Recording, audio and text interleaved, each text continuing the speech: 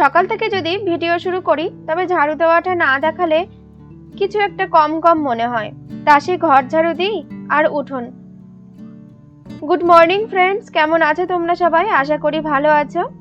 এখন বাজে সকাল 7:30 আর এখন থেকেই আমি আমার ব্লগটা শুরু করছি। তোমরা শেষ পর্যন্ত ভিডিওটি দেখতে থাকো, আশা করি ভালো লাগবে। তো আমি উঠোনটাকে ঝাড়ু দিয়ে রান্নাঘরে চলে আসলাম। রান্নাঘরটাকে পরিষ্কার করে নেব। সবার আগে কিন্তু আমি 3টি ঘর ভালো করে ঝাড়ু দিয়ে বার করে নিয়ে এসেছি। তো আর আজকে জ্যাঠামশাই মারা গেছেন, 10 দিন হলো, তাই আজকে ঘাট কাজ। আর এই দিন সমস্ত ঘর বাড়ি জামা কাপড় সব পরিষ্কার করে ফেলতে হবে, তাই সকাল থেকেই সেই পরিষ্কারের কাজে লেগে পড়েছি। তো প্রত্যেকদিন এই কাজগুলো করে থাকি, কিন্তু আজকে একটু বেশি টাইম নিয়ে নিখুঁতভাবে করার চেষ্টা করছি। তো আমার রান্নাঘরটাকে পরিষ্কার করে মুছে নিচ্ছি। তারপর কাকিমাদের বাড়ি থেকে গোবর এনেছি। এই যে 1 বালতি গোবর, এটাকে আরেকটা পাত্রে রাখছি। এই বালতিটাতে গোবর গোলাবো তার জন্য। তো তোমরা কে কে গোবরে হাত দিতে পারো না বা ঘৃণা করো? আমি কিন্তু একটু ঘৃণা করি না। আমার বাড়িতে গরু আছে, আমার বাপের বাড়িতে গরু আছে, তাই গোবরে ছোট থেকেই হাত দিয়েছি। তাছাড়া আমার বাপের বাড়ির দিকে গোবর দিয়ে জ্বালানি বানাই, ঘুঁটে বানাই, সেটাও বানিয়েছি। মাদের সঙ্গে আনন্দ করে এগুলো করতাম। তাছাড়া গোবর কিন্তু আমাদের হিন্দু ধর্মে একটি পবিত্র জিনিস, যেটা ছাড়া পূজা পার্বণ হতো না আগে। আর গোবরে মা লক্ষ্মীর উপস্থিতি বলে কথিত আছে। তো আমাদের গ্রামের দিকে পুজো পার্বণ মানেই উঠোনে গোবর দিয়ে লেপা হয়। আর আমাদের এতদিন অশৌচ চলছিল, তাই বাড়ির প্রত্যেকটা জায়গায় পরিষ্কার করার চেষ্টা করছি। তো বাড়ির এই দিকটাতেও আমি ভালো করে গোবর দিয়ে লেপে নিয়েছি।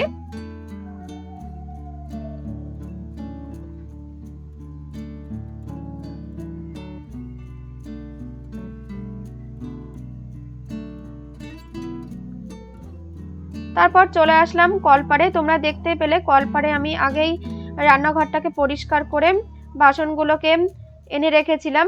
তো এখন শুরু করে দিলাম মাজা, বাসন মাজা। তো সন্ধ্যা থেকে আর বাসন মাজতে ইচ্ছা হয় না।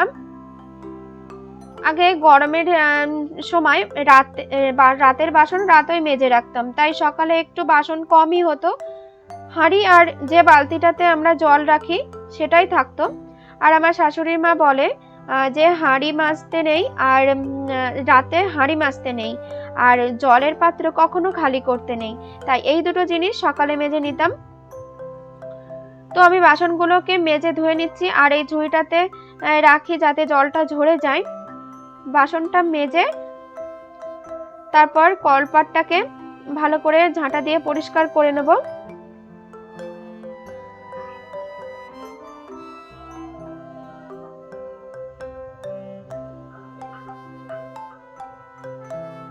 তারপর কাপড়গুলোকে সার্ফের জলে ভেজাবো।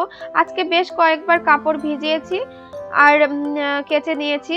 তো তাছাড়া মা যাবার আগে মায়ের কিছু কাপড় ধুয়ে নিয়েছিল, তো তার জন্য একটু কমই হয়েছে।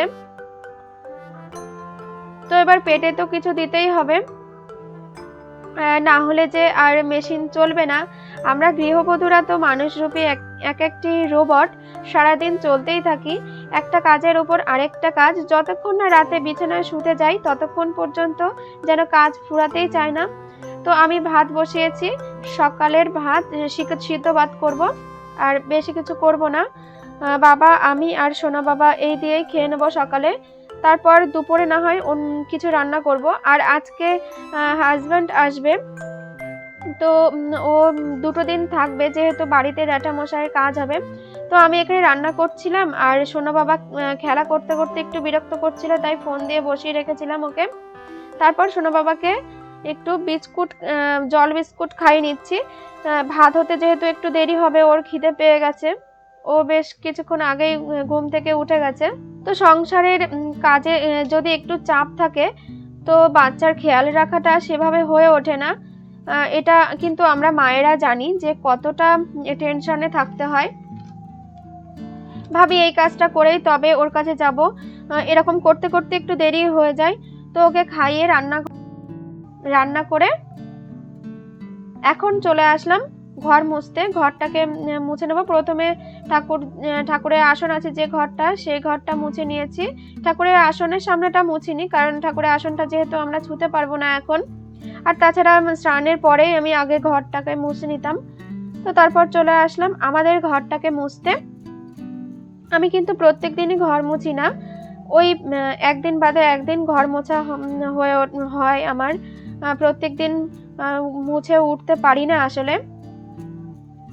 তো তারপর আমাদের টিভির ঘরটাকে মুছে নিচ্ছি। এই ঘরের মেঝেটা এখনো পাকা করা হয়নি, তাই তাঁবু দিয়ে রাখা হয়েছে। তো ঘরগুলোকে মেজে চলে আসলাম দুপুরের রান্না করতে। এর মধ্যে বাবুকে স্নান করে খাইয়ে দিয়েছি। তো এখন রান্না করতে চলে আসলাম। প্রথমে এই বেগুনগুলো দিয়ে একটু নিরামিষ রান্না যেহেতু, তো ঘ্যাট বানাবো। আর এর মধ্যে একটু শুকনো লঙ্কার গুঁড়ি দিয়েছি যাতে কালারটা ভালো হয়।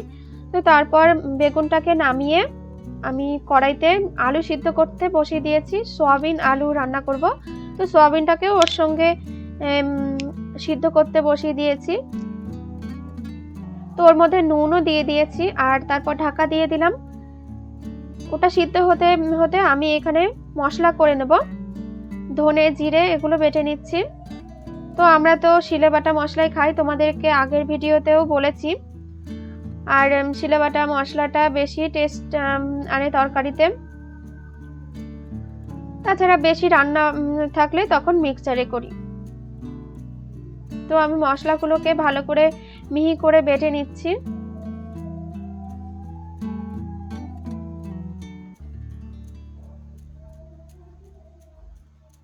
মশলা বাটা আমার প্রায় হয়ে গেছে। এখন এই বাটিটাতে মশলাগুলোকে তুলে নিচ্ছি।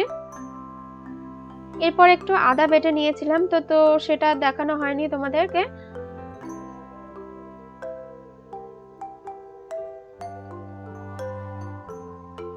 তো তারপর এই শিলটাকে একটা ভিজে ন্যাকড়া দিয়ে ভালো করে মুছে নেব। তারপর কড়াই বসিয়ে দিয়েছি উনুনে। প্রথমে সয়াবিনটাকে ভালো করে ভেজে নিচ্ছি।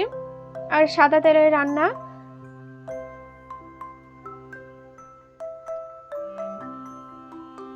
সয়াবিন ভাজতে গেলেই কড়াইতে লেগে যায়। তো জানি না এটা কি করলে লাগে না। তো তারপরে জিরে, তেজপাতা, শুকনো লঙ্কা ফোড়ন দিয়ে দিয়েছি। তারপর দিয়ে দিয়েছি আদা। তারপরে যে মশলাটা বেটে নিয়েছিলাম জিরে এবং ধনের পেস্ট, সেটা দিয়ে দিলাম। তারপর একটু শুকনো লঙ্কার গুঁড়ি দিয়ে দিয়েছি, হলুদ দেব না। তারপরে টমেটো দিয়ে মশলাটাকে ভালো করে কষিয়ে নিয়েছি। নুন দিতে মনে ছিল না, তারপরে নুন দিলাম। নুন দিয়ে আবারও ঢেকে নিলাম।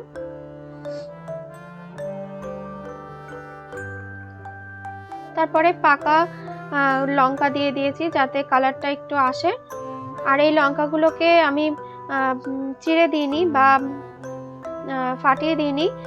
তো যেহেতু আমার সোনা বাবাকে খাওয়াবো এই তরকারিটা, ওর তরকারিটা তুলে তারপর এই লঙ্কাটাকে ম্যাশ করে আমি তরকারিতে আবার দিয়ে দেব। তো তরকারিটা আমার হয়ে গেছে। গরম মশলা দিয়ে তরকারিটাকে নামিয়ে নেব।